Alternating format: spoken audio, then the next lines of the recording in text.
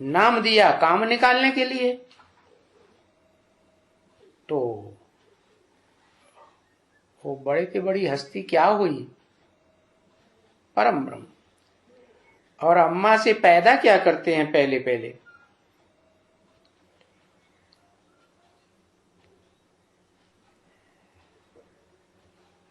हाँ, जो बच्चे पैदा करते हैं वो तो 500 करोड़ हैं शिव के, 500-700 करोड़ मनुष्य आत्माएं, सब बच्चे हैं। तो क्या पैदा करते हैं? इस सृष्टि रूपी झाड़ में मुख्य तो हैं पत्ते, 500-700 करोड़। और वो 500-700 करोड़ पत्तों का जो ग्रुप है वो अलग अलग है, क्योंकि अलग अलग डालियां हैं। उन डालियों के जो मुखिया हैं वो धर्म पिताएं कहे जाते हैं। लेफ्टिस्ट और राइटिस्ट डालियां हैं ना वृक्ष की, तो राइटियस हैं कुछ और कुछ लेफ्टिस्ट हैं। वो धर्म पिताएं कुछ भारतीय हैं कुछ विदेशी हैं।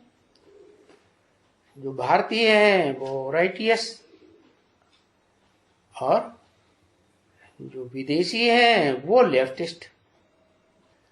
तो वो और उनकी सारी प्रजा वो क्या होगी? वो पक्के ब्राह्मण बनते हैं? पक्के ब्राह्मण नहीं बनते। फिर पक्के ब्राह्मण जो बनते हैं उनमें भी दो तरह के हैं, सूर्यवंशी और चंद्रवंशी। सूर्यवंशी जो हैं वो डायरेक्ट सूर्य से बनते हैं। सूर्य कौन है? जो इस सृष्टि पर सदा डिटैच रहता है, पार्ट बजाता है। क्या भले थोड़े समय पार्ट बजाता है, रिहर्सल करने के टाइम कराने के टाइम, लेकिन जितना धर्म पिताएं टाइम लेते हैं, स्वधर्मी और विधर्मी धर्म पिताएं, विदेशी धर्म पिताएं 100 साल का, ऐसे ही वो भी टाइम लेते हैं। शिव बाप जो सभी आत्माओं का बाप है, वो 100 वर्ष में जो 3 प्रकार की आत्माओं का ग्रुप तैयार करते हैं। कौन कौन सा? एक तो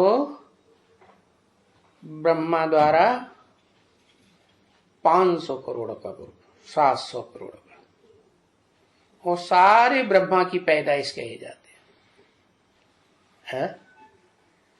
वो सभी ब्रह्मा जो ब्रह्मा नामधारी हैं वो सब मिलकर के बनाते होंगे वो ग्रुप। बड़े से बड़ा कि एक बनाता होगा है, सब इकट्ठे। उनमें जो मुख दिखाया ही नहीं जाता मोस्टली। पंचमुखी ब्रह्मा का मुख देखा कहीं? पंचमुखी महादेव मिलता है शास्त्रों में, महादेव के 5 मुख दिखाते हैं, लेकिन ब्रह्मा के सिर्फ 4 ही मुख दिखाते हैं। तो 4 मुखों से जो सृष्टि तैयार होती है उसको सूर्यवंशी कहेंगे? है? नहीं कहेंगे। है? सूर्यवंशी सृष्टि जो है, जो ओरिजिनल सूर्य है, वास्तविक, जो सदा डिटैच रहता है सृष्टि रूपी रंगमंच पर पार्ट बजाते हुए भी, वो है ज्ञान सूर्य। परंतु वो तो निराकार है। वो निराकार जिस साकार में प्रवेश करता है उसका नाम शास्त्रों के अनुसार फिर क्या पड़ता है? सूर्य। सूर्य को आकर ज्ञान देता हूं। तो उस सूर्य से जो बच्चे पैदा होते हैं, जिसमें प्रवेश किया, वो मनुष्य सृष्टि का बाप है ना। तो उस बाप का नाम रख दिया पहले परम ब्रह्म। क्या बाप को गुप्त रखा या प्रत्यक्ष किया है? बाप को गुप्त रखा। बच्चे जानते हैं बाप कैसे बना, कब बना? नहीं, तो बाप गुप्त और मां हो गई प्रत्यक्ष। फिर जो भी है तो कि नहीं है? है बाप है फिर भी कि नहीं है? परम ब्रह्म मां का नाम रखा तो उसके साथ मां तो साकार, फिर भी बाप है या नहीं है? बाप तो है। तो उस बाप से जो भी बच्चे पैदा होते हैं वो कौन सी कैटेगरी के बच्चे हैं?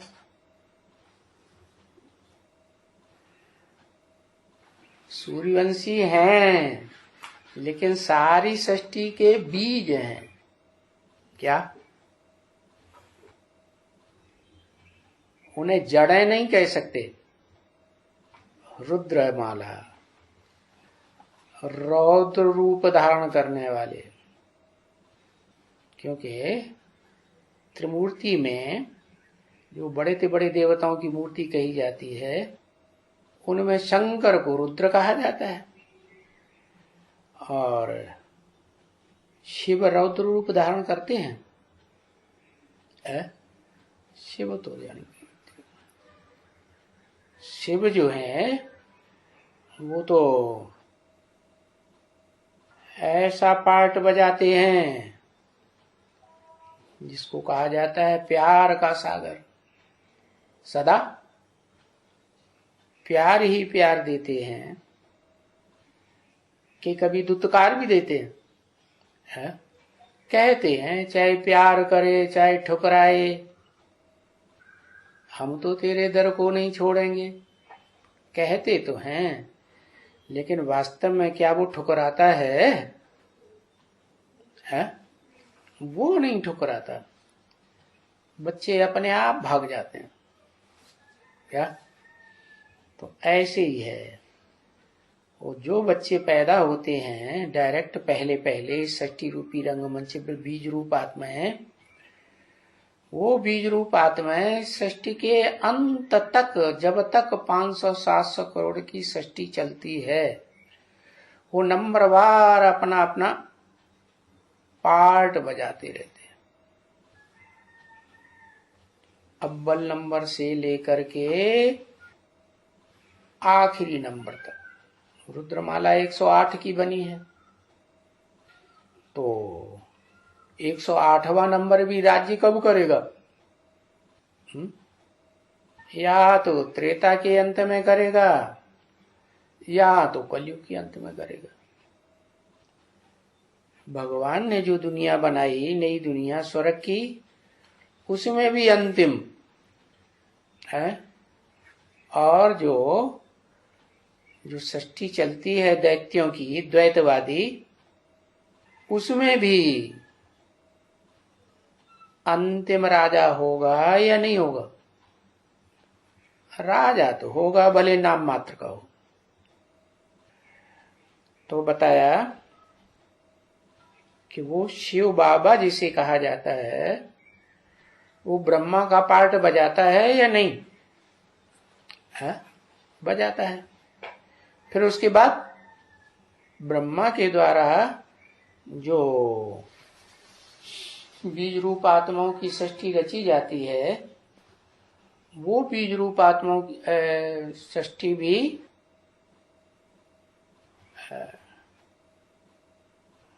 बीज रूप आत्माओं की सृष्टि जिसे रुद्रमाला कहा जाता है,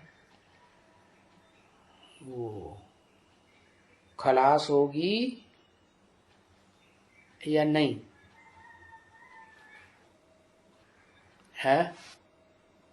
खलास नहीं होती। ओम मंडली में एक बार खलास हुई या नहीं?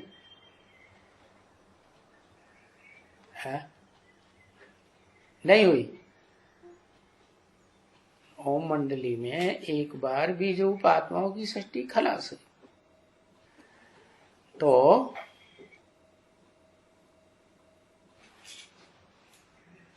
ज्ञान नहीं था, वो तो ठीक है। ज्ञान ब्रह्मा को नहीं होता, जो देवता पहला पहला 16 कला संपूर्ण देवता बनता है, तो वो भी खलास होता है कि नहीं? है? खलास होता है कब? जब ब्रह्मा क्या बनता है? संपूर्ण बनता है, विष्णु बन जाता है। तो कब विष्णु बनता है?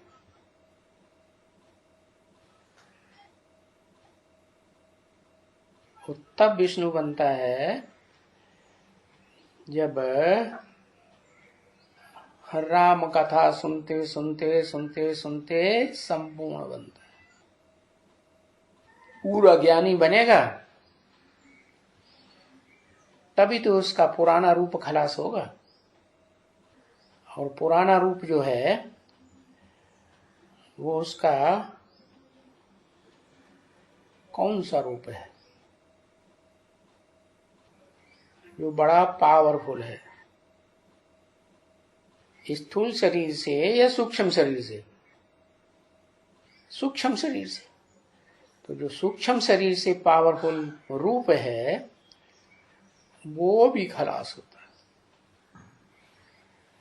और वो ऐसा सूक्ष्म आत्मा बनती है कि नई सृष्टि का पहला प्रिंस बन जाती है, 16 कला संपूर्ण देवता बन जाती है। क्या डायरेक्ट नर से नारायण नहीं बनती, लेकिन पहले प्रिंस बनती है, और प्रिंस भी कलाहीन या 16 कला संपूर्ण? 16 कला संपूर्ण। तो उसका फिर स्टाम्प बनाना चाहिए? नहीं बनाना चाहिए। फिर किसका बनाना चाहिए? तो उसी आत्मा का स्टाम्प बन सकता है जो बीज रूप आत्माओं में मुखिया है। क्या रुद्रमाला में महारुद्र कहा जाता है? महारुद्र माने जैसे महानारायण, महालक्ष्मी, महाब्राह्मण। ये महाशब्द कब लगता है? जब दो मिलकर के एक होते हैं। तो एक शिव और एक शंकर, दोनों की आत्मा समान होकर के एक हो गई, शिव समान हो गई, तब क्या कहेंगे? है महारुद्र। संपूर्ण बने तब वो ताकत आए कि सारी सृष्टि का भी विनाश कर दे तो भी उसके ऊपर कोई पाप न लगे। तो बताया